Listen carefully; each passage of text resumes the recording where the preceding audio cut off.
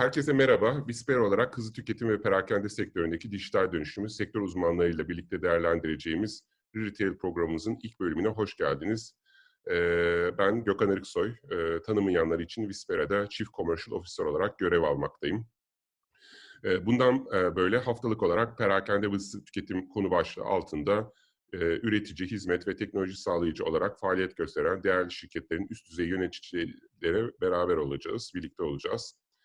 İlk programımızda sizlerin hafızasında Vispera ve faaliyetlerini tazelemek, biraz da kendi perspektifimizden hızlı tüketim ve perakendenin dijital dönüşümüne ilişkin gözlemlerimizi paylaşmak istedik. Bu nedenle ilk yayınımızda konuğumuz Vispera'nın kurucu ortağı ve CEO'su Profesör Aytül Erçil. Aytül Hocam, yayınımıza hoş geldiniz. Bu karşılıklı sohbetimiz bizim için sanki hiçbir şey değişmemiş, yine ofisteymişiz gibi bir his yaratabilir. Ancak aslında tüm dünya ile birlikte ciddi bir değişim ve dönüşümden geçiyoruz. İlk programımızın içerisinde biraz, yani Covid ile ilgili konulara gelmeden önce biraz Aytül Hocam'la işte Vispera öncesi yaşadıkları, deneyimleri, akademik geçmişiyle ilgili bazı sorular, konuları da aslında konuşmak istiyoruz. Bunların içerisinde aslında yani şunu da söylemek istiyorum Aytül Hocam. Sizin girişimcilik hikayeniz, bugüne kadar yaşamış olduklarınız, akademisyenlik geçmişiniz birçok kişiye hem ilham veriyor hem de girişimcilere de aslında örnek oluyor. O yüzden ilk sorumu da bunun başlangıç noktasını birazcık daha bizimle paylaşacağınız bir soruyla başlamak istiyorum. Yapay zeka, yapay görme, görüntü işleme alanındaki akademisyenlik birikiminizi ne zaman bir iş modeline dönüştürmeye karar verdiniz? Teşekkürler Gökhan. Ben Boğaziçi Üniversitesi'nde öğretim üyesiydim. Orada uygulamalı birçok çalışmalar yapıyorduk ama bunlar bir türlü hayata geçmiyordu. Bu üniversite sanayi işbirliği zaten ben kendimi bildim bileli konuşulur, hala da konuşuluyor ama bir türlü başarılı örnekler çıkamıyor çok fazla. Biz de Boğaziçi Üniversitesi'nde birçok sanayi projeleri yapıyorduk ama genelde rafta kalıyorlardı. Bu da beni çok rahatsız ediyordu. Evet. Bunun nedenleri üzerine düşündüğümde iki şey fark etmiştim. Bir tanesi Ar-Ge'nin finansmanı. Ve de o dönemlerde devletin sanayi kuruluşlarına verdiği Ar-Ge desteğinin çok limitli olduğu bir ortamda sanayi kuruluşları Ar-Ge'yi finanse etme konusunda çok istekli değildiler. Hı hı. İkinci konu ise belki de daha önemlisi üniversitede geliştirilen teknolojinin ürüne dönüştürülmesini gerçekleştirecek teknoloji şirketlerinin eksikliğiydi. Çünkü üniversitenin görevi ürün yapmak değil. Üniversite Ar-Ge'ni yapar, ilk prototipini oluşturur. Ama prototipi ürüne geçirmek için gereken zaman aslında ilk prototipi oluşturma için geçen zamanın 4-5 katı. Bu da üniversitenin işi değil aslında. Yapması da mümkün değil. Listeyi kurma kararı böyle oluştu. Bu şekilde başladık. İki mezun öğrencimle beraber bir şirket kurduk. Hazır Vistek'den bahsederken aslında hemen ben oradan da bir soru sormak istiyorum. E, Benzer konulardaki ilk girişiminiz olarak biraz Vistek'ten de bahsedebilir misiniz? Yani Vistek'i ilk kurduğunuzda az evvel saydığım teknolojilerle Vistek'i birleştirdiğinizde orada ne katkı sağlamak istediniz? Yani e, hangi endüstride nasıl bir hedefiniz vardı? Vistek'te üretim otomasyonu, kalite kontrol otomasyonu konularına odaklanıyorduk. Örneğin bir bardak kalite kontrol sistemi geliştirmiştik. Bir hattan dakikada 200 bardak geçerken hatalı bardakları bulup ayırt eden bir makine yapmıştık. Yine başka bir yaptığımız makine, incirlerde aflatoksin denen kanserojen bir madde var. Kurutulmuş incirlerde özellikle. Kurutmak için yere seriyorlar ve kurutmaya bırakıyorlar. Bu süreçte nem kaparsa böyle kanserojen bir madde oluşuyor. Ve ihracatta bu çok büyük problem yaratıyor. Çünkü bir tır incirin içinden birkaç tane aflatoksinli ürün olduğunda bütün bir tır geri dönüyor ve milyonlarca dolar kaybediyorlar. Türkiye'de dünya incir üretiminin %98'ine sahipti. Biz bu tür incirlerin içindeki aflatoksinli incirleri ayırt eden bir makine yaptık. Yine benzer şekilde zeytinleri renklerine göre ayıklayan, sınıflandıran bir makine yaptık. Hı hı. Bir yandan da insan odaklı projeler yapıyorduk. Örneğin Alzheimer'lı hastaların çok farklı sensörlerle davranışlarını takip edip doktora, hastaya, hasta bakıcısına geri besleme veren Demet Care isimli bir Avrupa projesinde yer almıştık. Hı hı. Bunun gibi birkaç Avrupa projesinde veya sosyal odaklı projelerde de yer aldık. Süper, çok iyi. Vispera'yı ne zaman kurmaya karar verdiniz? Vistek sonrasında Vispera'yı kurarken neyi farklı yapmayı ya da daha hangi konuda daha fazla katkı yapmayı hedefliyordunuz? Şimdi Vistek'te aslında çok sorun yaşadık. Çünkü Vistek biraz aslında zamanından önce kurulmuş bir şirket diyeyim. Çünkü 90'lı yılların sonunda kurduk Vistek'i. O dönemlerde Türkiye'den dünya çapında bir teknolojik ürün çıkabileceğine dair bir güven yoktu. Genelde fiyatımızı alıp yurt dışına pazarlığa kullanıyorlardı. Hı hı. Ayrıca o dönemlerde Türkiye'de girişimcilik ortamı da çok gelişmiş değildi. Melek yatırım ağları, işte risk sermayeleri vesaire yoktu. O yüzden Vistek dönemini de gerçekten çok zor geçiriyorduk. Hı hı. 2009 yılında Astra Vision şirketi bize gelip Vistek'e ortak olmak istediğini söyledi. İsra Avrupa'da bir numara, dünyada üçüncü olan bir şirketti. Hı hı. Ve bizim yaptığımızı bütün dünyaya satma potansiyeli vardı. Onlarla ortak olduk. 2013 yılında da şirketin tümünü İsra'ya sattık. Şimdi biz o dönemde aslında Vistek'ten ayrılma kararı aldık. Vistek'teki Ar-Ge direktörü Ceyhun Burak Akgül'le beraber Hı hı. biz Almanlarla DNA'larımız uyuşmadı diyeyim. Ayrılıp yeni bir oluşum yapmak istedik. Deneyim kazanmıştık. Ciddi bir gerçekten ürün yapmayı öğrenmiştik. Vistek'in satışından dolayı elimizde belli bir finans gücü vardı. O yüzden bir süre ürün yapmak için kendi kaynaklarımızı kullanabiliriz gerçeği ortadaydı. Çok iyi bir ekiple başladık. Çünkü Vistek'in Ar-Ge ekibindeki iyi bir ekip bizimle beraber geldiler. Bu yüzden Vispera'da gerçekten çok farklı bir şekilde başlayabildik. Şimdi Vistek'te demin bahsettiğim nedenlerden dolayı, finansal nedenlerden dolayı bir konuya odaklanıp ürün yapma olanağımız yoktu. O yüzden de farklı projeler yapıyorduk ve bir noktada ben şey demeye başladım. Biz proje yapa yapa batarız. Ne kadar çok proje yaparsak o kadar çabuk batarız. Çünkü bir projeyi ürüne dönüştürüp birden fazla müşteriye satmadığınız zaman Kesinlikle. onun getirmesi mümkün değil. Ancak başka bir seçeneğimiz de yoktu. Çünkü ürün yapmak için ciddi bir finans desteği gerekiyor. Ciddi bir süre, bir sene, 2 sene, belki daha fazla. Özellikle de bizim yaptığımız gibi yüksek teknoloji bir ürün için çok ciddi bir kaynak gerekiyor. Bu imkanımız yoktu. Vispera'da bu şekilde başlayabildik. Yani bir ürüne odaklı olarak başladık ve direkt yani Born Global dediğimiz ilk günden dünyayı hedefleyen bir ürünle başladık. En büyük farkı buydu aslında. Şu anda da 17 ülkede 30'un üzerinde işte Coca-Cola, Unilever, P&G, Carlsberg gibi dünya çapında global şirketlerle çalışır hale geldik. Süper. Çok teşekkürler. Şimdi ya ben 93 yılında üniversiteden elektronik mühendisi olarak mezun oldum. 27 yıldır iş hayatındayım. 4 yıl mühendislik yaptım. Onun dışında satış, iş geliştirme ve şirketlerde üst düzey yöneticilik pozisyonlarında çalıştım. Endüstrilerin teknoloji harcamalarına baktığımda daha çok genelde yani hızlı tüketim ve perakendeden daha fazla teknoloji harcaması olan endüstriler var. Vispera'ya baktığımızda Vispera hızlı tüketim ve perakende endüstrisine odaklanmış durumda. Bunu tercih ederken hızlı tüketim ve perakende ve uzmanı olduğunuz teknolojiye baktığımızda yapay zeka, yapay görme, görüntü işleme, bunun birçok uygulama alanı var. Hızlı tüketim ve perakendeyi Vispera'da tercih etmenin nedeni neydi? Aslında Vistek'in satış sürecinde biz Ceyhun'la beraber yeni bir şirket kurmaya karar verdiğimizde kafamızda farklı fikirler vardı. Farklı sektörler için farklı uygulamalar vardı. Endeavor'ın bir programı var, EMBA adında. Hı hı. Endeavor girişimcisi olarak seçtiği kurumlar için kullandığı bir program. Ben de Endeavor girişimcisiyim. Bu programda işte MIT, Stanford, Harvard gibi üniversitelerin Executive MBA öğrencileri sizin bir projenin üzerinde 7-8 hafta çalışıyorlar. İşte pazar araştırması yapıyorlar, iş planı hazırlıyorlar. Biz 3 iş fikrimiz için böyle 3 tane grup getirdik farklı üniversitelerden. Ve onların çalışmaları sonucunda incelediğimizde bu perakende sektöründeki yapay zeka uygulamaları konusunda da ciddi bir açık olduğunu ve ciddi bir fırsat olduğunu gördük. Ve o konuda ilerlemeye karar verdik. Aslında Vispera'nın başlangıcı öyle oldu. Anladım. Yani hızlı tüketim ve perakende belli bir şey içerisinde, bir karar mekanizması içerisinde gelmiş görünüyor.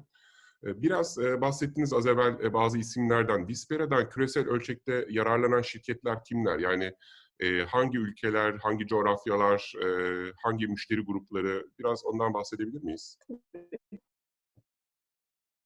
Şu an aslında dünyanın birçok ülkesinde, 15'in üzerinde ülkede kullanılıyor. Brezilya'dan Hindistan'a, Kazakistan'dan İsrail'e, Irak'tan Almanya'ya kadar birçok yerde kullanılıyor. Kullanan firmaların çoğu FMCG dediğimiz hızlı tüketim firmaları, işte Coca-Cola, Unilever, Philip Morris, Carlsberg, Danone gibi firmalar. Ama bir yandan da Vispera'daki ürünlerimizden bir tanesi de perakendecilere yönelik sabit kameralı bir çözüm. Orada da şu an o ürün bu sene yeni lanse edilen bir ürün.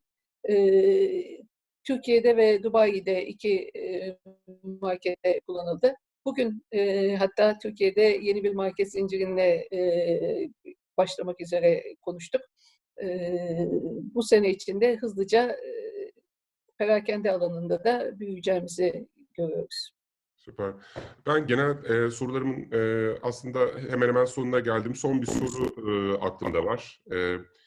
Girişimcilik hayatınızda yani bir girişiminiz var, ondan başarılı bir şekilde çıktınız. Şimdi yenisinin içindesiniz.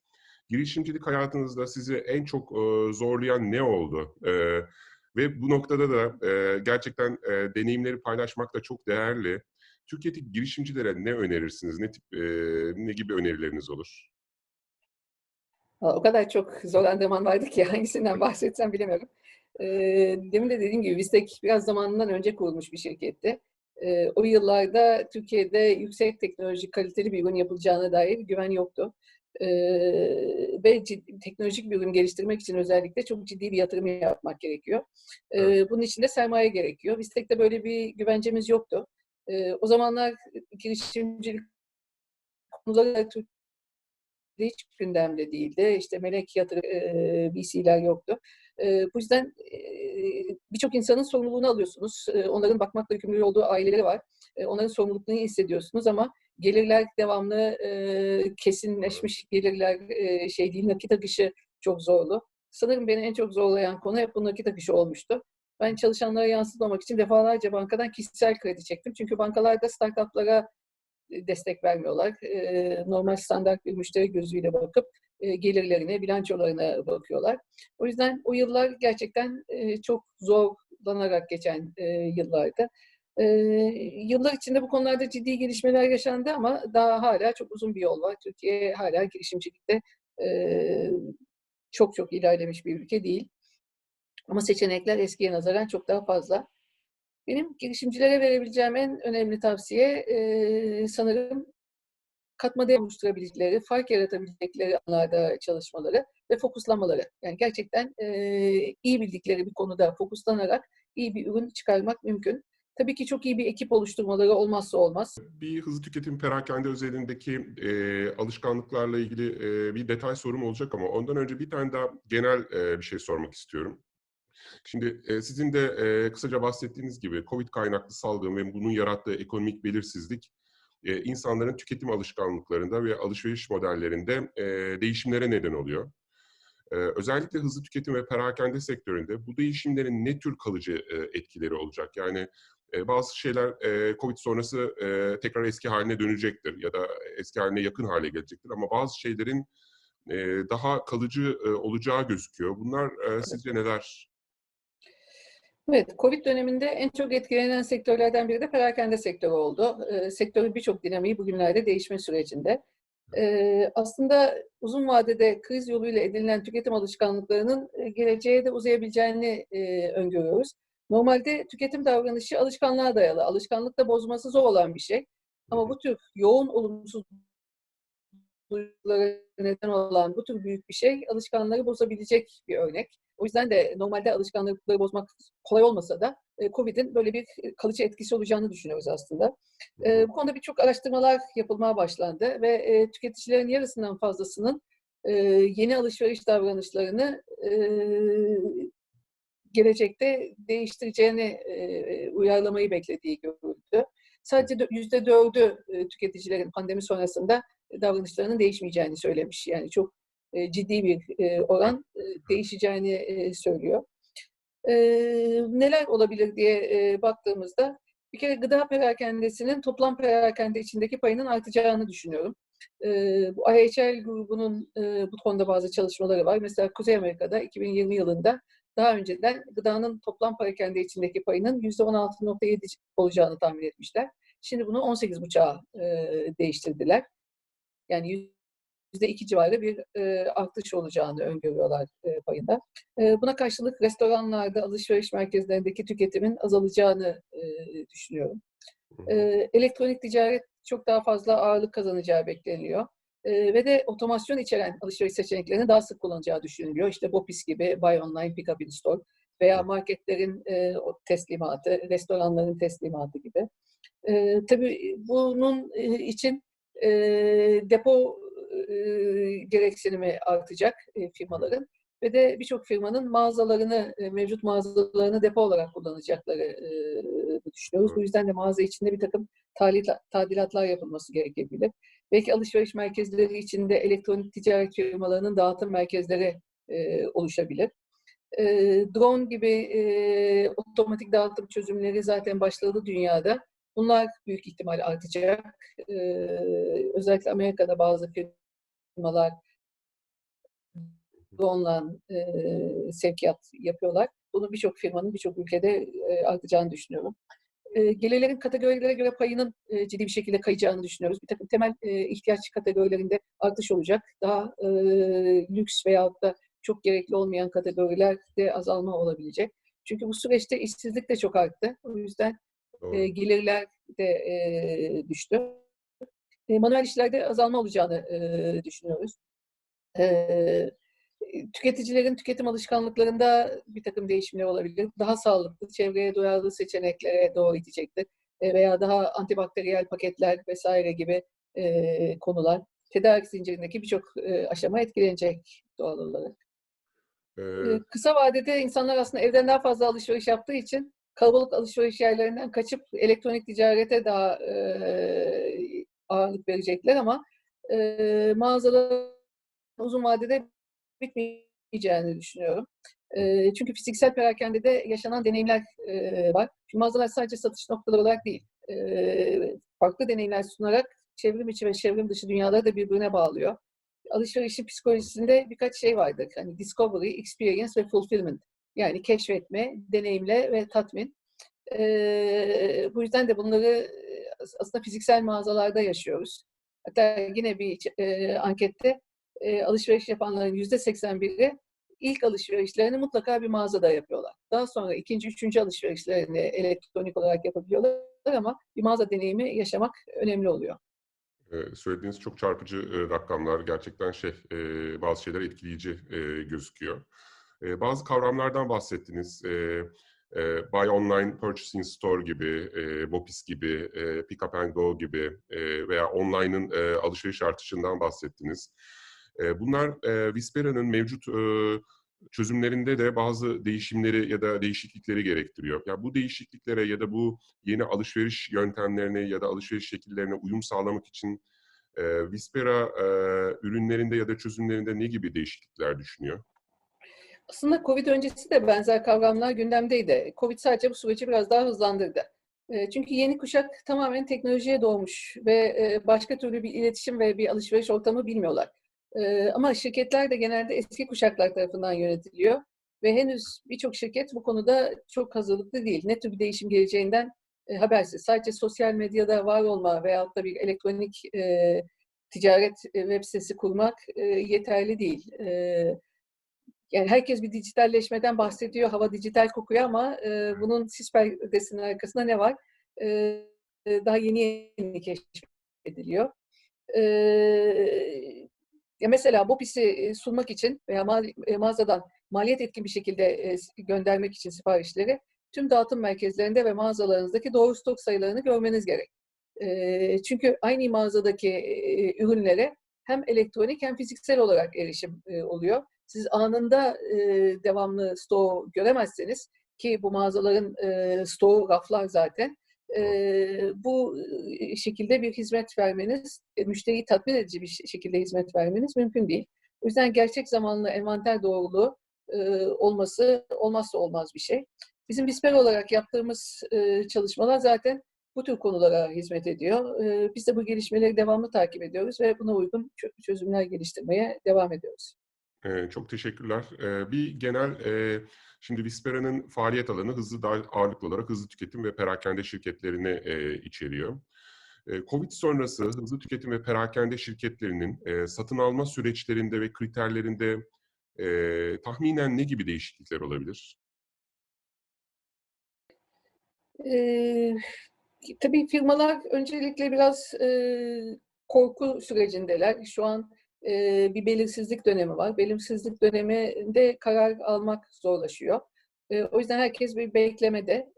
Ama bundan sonra eee, gerek bu alışverişçilerin, alışveriş yapan kişilerin, tüketicilerin alışveriş düzenlerindeki farklılıklar, gerek bu online ticaretin biraz daha ağırlık kazanıyor olması, bütün firmaların iş yapış tarzlarını ve iş planlarını tekrardan gözden geçirmelerine yol açacak ve dijitalleşme konusundaki çalışmaların daha öne çekileceğini düşünüyorum. Hatta işte Gartner'ın ve bazı kuruluşların bu konularda araştırmaları var. 2 sene sonra yapacakları dijitalleşme çalışmalarını, bütçelerini daha öne almaya hedefleyen birçok firma olduğundan bahsediyorlar. Eee, herkes Hı hı. tekrardan iş yapış tarzını tekrardan bir gözden geçirecek. Anladım. Otomasyon ve sabit kameralı çözümlerin artacağını öngörüyorsunuz. Onunla ilgili birazcık daha sizden bilgi almak mümkün olabilir mi? Tabii. Şu an aslında mağazaların içinin dijitalleşmesi ve mağazaların takibi için farklı teknolojiler oluyor. İşte robotlar dolaşabiliyor, drone dolaşabiliyor ve Vispera'nın geliştirdiği çözüm gibi sabit kameralı çözümler olabiliyor. Hepsinin farklı avantajları, dezavantajları var. Drone ve robotla bu işi günde bir kere veya 2 kere yapabiliyorsunuz. Mağaza içinde müşteriler varken bunları yapamıyorsunuz Hı hı. veya rafların aralıklarının dar olduğu alanlarda bu çok pratik olmayabiliyor. Hı hı. Ama sabit kameralı sistemde devamlı olarak rafı takip edebiliyorsunuz ve gün içinde hangi saatlerde alışverişlerin yapıldığı, hangi saatlerde hatta müşteri profiliyle ilgili analizler yapabiliyorsunuz. Kadın mı, erkek mi, çocuk mu, ne kadar süre rafın önünde kaldı, raftaki ürünü aldı baktı geri mi koydu, aldı sepetine mi koydu gibi çok daha detaylı, kapsamlı analizler yapabiliyorsunuz. Aslında bu teknolojilerin belki de birlikte kullanılması, hangisinin ne durumda avantajlı olduklarının saptanıp ona göre kullanılması önemli. Hı hı. Biz de Whisper olarak aslında görüntü işleme tarafında olduğumuz için ve yapay zeka tarafında olduğumuz için resmi robot da çekse, drone da çekse, rafa konan kamera da çekse bunların hepsini işleyebilecek konumda olduğumuz için bu teknolojilerin hepsi bizim erişimimizde. Süper. Aytül Hocam, ilk yayını birlikte yapmak, bir nevi açılışta bizimle olmanız, Vispera ekibi olarak özellikle beni ve tüm ekibimizi çok mutlu etti. Çok teşekkür ederiz paylaştığınız bilgiler için. Sayın izleyenlerimiz, yayının başında anons ettiğim gibi bundan sonra haftalık olarak Retail'da hızlı tüketim ve perakende sektörünün önemli oyuncularıyla haftalık olarak bir araya geleceğiz. Burada hızlı tüketim, perakende, teknoloji, tüketici dengesine, sektörde yaşanan dönüşüme ışık tutmaya çalışacağız. Şimdilik hoşça kalın, sağlıkla kalın. Aytül Hocam tekrar çok teşekkür ediyorum.